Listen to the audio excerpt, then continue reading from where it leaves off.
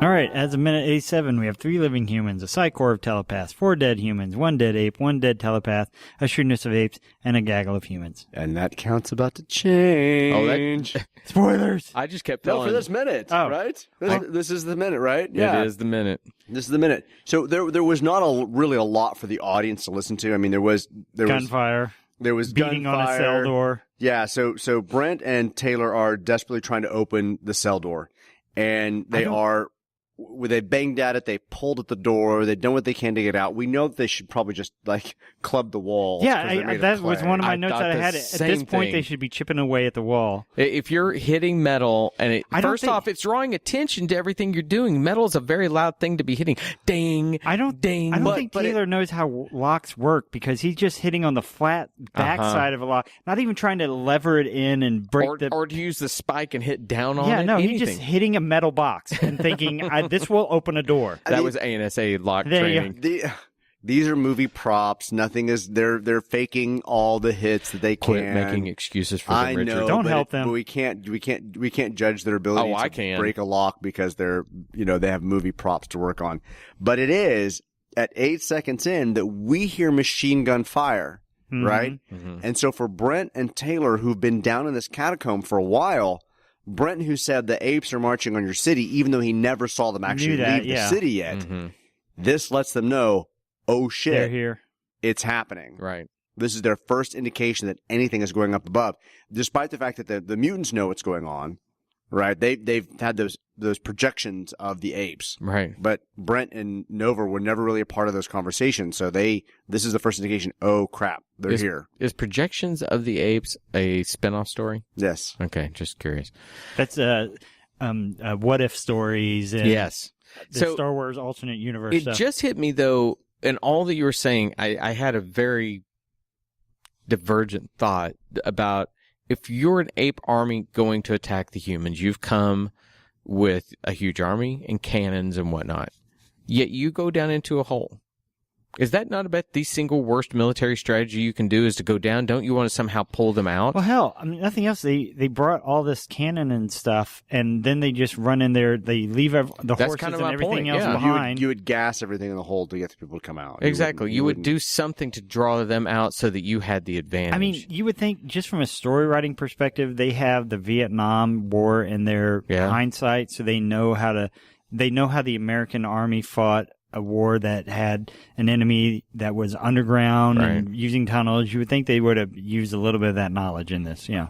So at 12 seconds, we jump from Brenton Taylor, who just heard the machine gun fire. Brenton, who kind of ran to the side of the bars to kind of look up as if he's trying to see something that he can't actually see. We cut back to the scene by the entrance of the library, and there are guerrillas now, and they're actually shooting down some of the Telepaths mutants. that are running up there. They're running up the steps, and I'm reminded that the mutants told us they don't have the ability to defend themselves, but I'm shocked that they're not doing anything. Not, like two of them are like trying to send some of them in pain or make them attack the other gorillas. I would have liked to. I mean, I guess it's hard with what they had in terms of this particular special effect technology budget, but there's just no fight, and I wanted to see a little of something. Well, even a dramatic. One of them turns to the apes and grabs a gun, but somehow somebody stabs them from behind or anything. But it's this very blasé. They're running towards the lens and they get shot in the back. Well, the other thing that I didn't like about this particular shot is we have the shot over the lion of them coming through the tunnel, and they didn't change that shot. It's the same kind of shot. I mean, the lion's not really in the focus anymore, but you can see the steps. It's still kind of down on the steps as the mutants die, and I was just disappointed the camera did not move at all. I think what really bothered me about the mutants in this point is did they, number one, not get the memo from Mendoza to get to their shelter? And if they are doing something that Mendez has set out and told them to do. Mendez or Mendoza? Mendez. Okay. Mendez. If Mendez has told them you need to batten the hatches, you need to do whatever, then they need to be doing something other than running, because right now they're just stupid mutants that didn't get to their shelter. Right. You need to give them something. They didn't get there. Yeah. It would have been do something. more interesting if you saw them trying to get into a shelter, and closing the doors, and the apes are pulling them open or shooting them, and a corpse blocks the door from closing. And that would mean that they had to build shelter sets. But you're absolutely right. You need something. There needs to be some dramatic purpose for them being in this shot other than to be shot. They do kind of gun down, I want to say like three or four of them, and they do pick up two of them that are still safe. Well, did you notice that and when carry them and lead them away? Yeah, they gun down those 3 or 4 of them, and then 2 more run up, and it looks like they actually try to turn the dead people over. I don't know. They were like interacting with the corpses for some reason, and then that's when the apes come up and grab them. And they grab them. So the apes are killing some but saving others, or did they kill some and they realize they need some prisoners? In Planet of the Apes, they didn't kill all the humans. They killed some. They strung some up, and they kept the others. So maybe that's the same plan for this. That's a good point. I kept thinking I would have liked to have heard a military leader, Ursus or something, stop. Ask them. We need survivors. We need information. We need to know what we're going some people. Yeah, something that.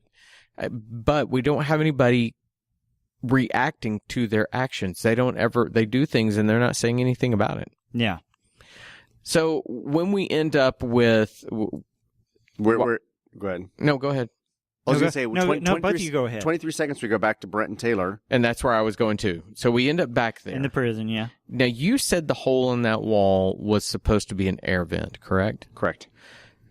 So at what point, and I wonder in the development, did they abandon that? Because now we have a hole in the wall. Now we got the gorilla looking through. It almost makes me think that Gaping Ape is back because he's looking. Which I want to know, why did they bother dragging the telepath's body out of sight? Because... Well, they don't know if that's not mutants coming, I guess. Maybe, but no, they know it's not mutants because the mutants have said they're pacifists, they don't have any weapons, so the gunfire's not coming from them. We know that. They only have a bomb. They make other people kill each other. So they're worried about somebody looking in the cell. I can understand they don't want to be seen, but as far as they know, a dead telepath there doesn't mean anything to whoever the invading army is. Sure. So why do they hide the telepath? They should just left it. If nothing else, you leave it there, then the ape is curious about what's going on, comes around and opens a cell, and that's when they jump out and get him, instead of just being able to magically lever a door open. What was missing from the moment for them to motivation to move Andro's body is they heard machine gun fire. They should have heard marching feet. Or should have apes yelling at each other. or Get the something. humans. They should have heard something coming to make them think we need to hide. Oh crap! We should probably hide this body too. I would think a combination of boots. And Anything that. Golly, you've got monkeys. Make them sound like monkeys. The script says, listening to the tramp of approaching feet, they're coming, says Brent. Outside the feet march nearer. Taylor lugs Andro to the base of the wall, and the trio lie adjacently along the wall's base. he got it right the first time. Andrew Road again. Well, I didn't. I mean, the script still says Negro. The sound of tramping feet peaks. The apes are directly outside. We close to, in which a gorilla's head appears. He cannot possibly see the 4 bodies lying immediately below, and therefore out of his sight line. But he's taking no chances. As feet continue marching, the face vanishes from the peephole through which the muzzle machine gun now appears. The machine gun rakes the cell with lateral fire. Bullets bite in the adjacent walls. The muzzle is withdrawn. The sound of marching feet begin to diminish, which gives Brent and Taylor more motivation to get out of the And see, thing. if they had left the body there, and then he came through and saw the body and started Just shoot shooting the at body? it Yeah, just that'd be to interesting. make sure he's dead, and they're like, "Holy shit, I got to stay back against this wall." That would have been something else. But instead, it's just he looks through the window, doesn't see anybody, and keeps going. It was a very odd moment from the sense that I guess the hallway or air vent that he's in is not the same hallway and air vent that is the side of the cells, because we're now 30 seconds and they've moved Andro's body underneath the hole. Yep. They're now nestled in the little corners on alcove, the other side of the little air vent hole that it's been there for the entire scene. And then this gorilla head just kind of looks in and just kind of looks around. I just found it unusual because we have 2 giant open air Walls on either side, actually all 3 sides with the exception of the air vent, and it just seemed like what should have been connected somehow, that he could have just walked to the side of the cell. What I found odd in that moment is that, okay, you've got the floor where they are inside the cell. You've got the 2 open areas you mentioned, Richard. Then we have the hole. Is the walkway over there probably on even ground with what all this is? That's what I would kind of assume. Because he is lower, isn't he? He's lower, He is. and his head is not tilted. So when they shot this, I'm telling you, they put the actor on his knees and he go because it makes it, unless he's a tiny ape.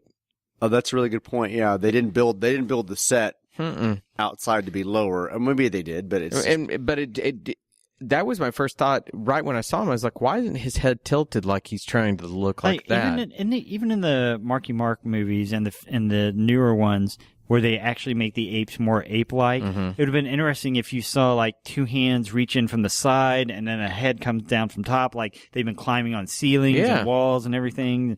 Maybe even pulling a little bit of the wall off since it's breaking. It's very crumbly already. And I mean, Guy, you could, you want to talk about an easy effect. If you want the monkeys climbing on the wall, you do is you build the set on the ground, and you turn the camera on the ceiling so it looks, and then when you flip it, you do whatever angle you want. So now you've introduced that they're climbing just like that. That'd been great. Yeah. And then it's a unique shot. And God almighty. But that means they would have to build a set 90 degrees, and that's a whole other thing. So the ape peers through. He then kind of looks a little bit and then kind of walks away, and then Taylor moves away from his side of the alcove, the left of the screen, and goes back to the door. And then at 45 seconds, we just kind of get a shot of Nova kind of relaxing in the alcove. And I'm not like, what was nice, the only thing that was nice about this is the fact that she'd kind of been non-existent in their banging the door.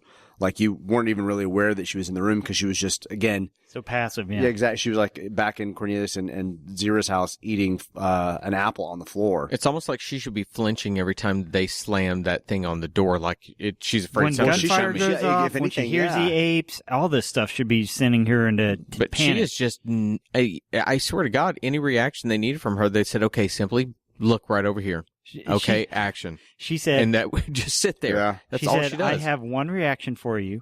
I will do that when I say Taylor, and that's it. That's the reaction you get from me. I don't fault her though. That is she was not this flat in the first film, but that's all Ted Post. I mean, that director has to pull something out of her, Yeah. and there's nothing. Nope. So they go back to kind of trying to fidget with the door, and then at 48 seconds, 49 seconds, we actually get kind of a different shot of the apes coming through the air vent past the library.